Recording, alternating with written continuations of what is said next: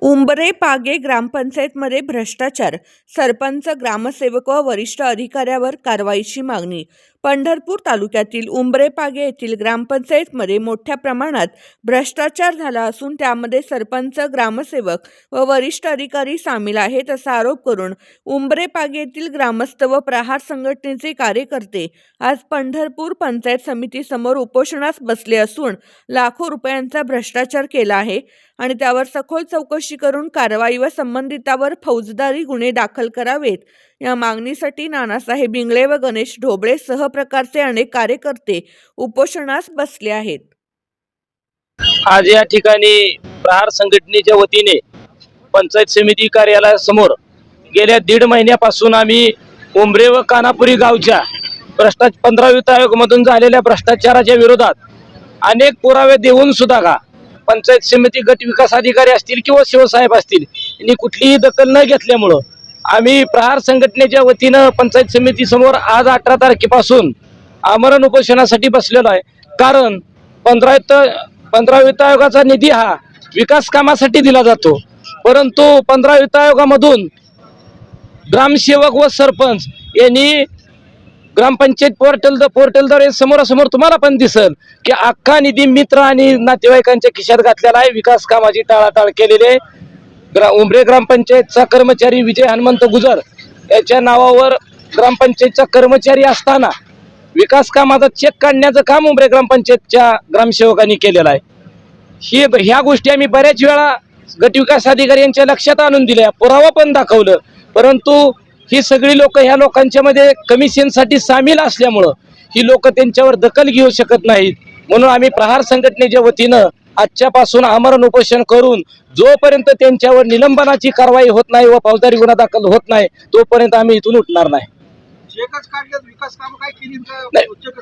त्यांना जर विकास काम करायचंच असतं तर त्यांनी ठेकेदार, कॉन्ट्रॅक्टदार, दुकानदार या लोकांच्या नावावर चेक काढलं असतं, काम केलं असतं, शासनाची जीएसटी भरली असती. ह्या सगळ्या गोष्टी दडवण्यासाठी त्यांनी चेक त्यांच्या संबंधित नातेवाईक मित्रांच्या नावावर पाठवलेले आहेत. त्याच्यामुळे विकास कामाचा विषय तर बाजूलाच राहिला. काय काम ग्रामपंचायतचा करायचा पण अधिकार असतो, ग्रामपंचायतला करायचा पण अधिकार असतो. बरोबर, त्यांच्या अधिकारात केलाय आणि ती बोगस चेकच काढली.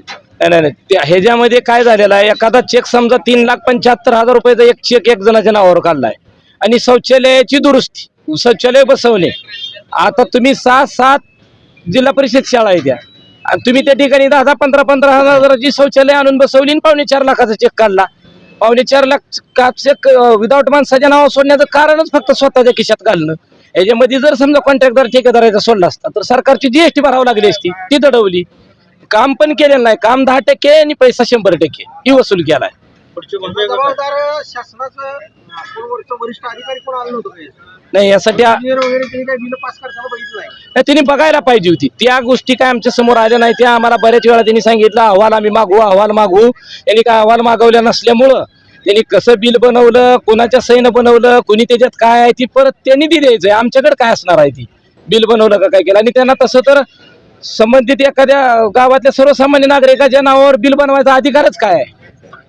एखादा निधी डायरेक्ट ग्रामपंचायतचा सरपंच किंवा ग्रामसेवक एकटा काढू शकणार नाही, त्याला वरिष्ठ अधिकाऱ्याची मंजुरी घ्यावी लागते. ही मंजुरी त्या अधिकाऱ्याला दिली का, दिली असेल तर तो अधिकारी दोषी आहे का? 100% ही मंजुरी वरच्या गट विकास अधिकारी संबंधित अधिकाऱ्यांनी घेतलेली असती. ही त्याच्यामध्ये भागीदार आहे, ती ह्यांच्या टक्केवारी आहे त्या, त्याच्यामुळे ही बाहेर येत नाही. त्यांनी त्यांचा उघड काढत नाही. भ्रष्टाचारात सरपंच, ग्रामसेवकाबरोबर वरिष्ठ अधिकारी सामील आहेत. 100% सामील आहेत. काय तुमची मागणी आता काय नाही, आता आम्ही आज आमरण उपोषणाचा पवित्रा घेतलेला आहे. तर उद्या त्याला भविष्यात जर समजा ह्याच्यामध्ये काय कारवायचं ह्याचं त्याचं आम्ही ज्या गोष्टीसाठी बसलो ती जर कारवाई नाही केली तर त्या पद्धतीनं पुढचं पाऊल उचलू. पुरावा काय तुमच्याकडे? आमच्याकडे सगळं पुरावा आहे. जी काय ऑनलाईन पोर्टलद्वारे कोणाच्या संबंधित लोकांच्या नावावर सोडलेले ते आम्ही त्यांना एक विचारतोय, बाबा ही जी 15 वित्त आयोग आहे ही ह्या लोकांच्या नावावर सोडायचा अधिकार आहे का, ती दाखवा. काय येत नाही ती पुढं अजून तरी काय लेखी पत्र व्यवहारच लेखी केलेला आहे, तोंडी काहीच केलेलं नाही.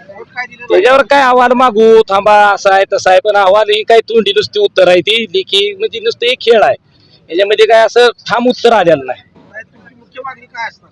आमची मुख्य मागणी त्या ज्या ज्या संबंधित अधिकाऱ्यांवर ज्यांनी ही काय भ्रष्टाचार सामील आहे ती त्यांच्यावर निलंबनाची कारवाई करून फौजदारी गुन्हा दाखल झाला पाहिजे.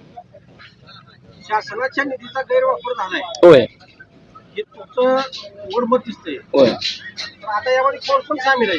तर ही सरपंच ग्रामसेवक कोण संबंधित असणारे त्यांचे अधिकारी ज्याच्याकडे कोणाकडे इस्टिमेट फाईल अमुक तमुक दुनिया बनवायची ती सगळे अधिकारी आहेत तीच ना. ज्या अर्थी त्या लोकांना निवेदन देऊन ती दखल घेत नाही ती 100% आहे तीच.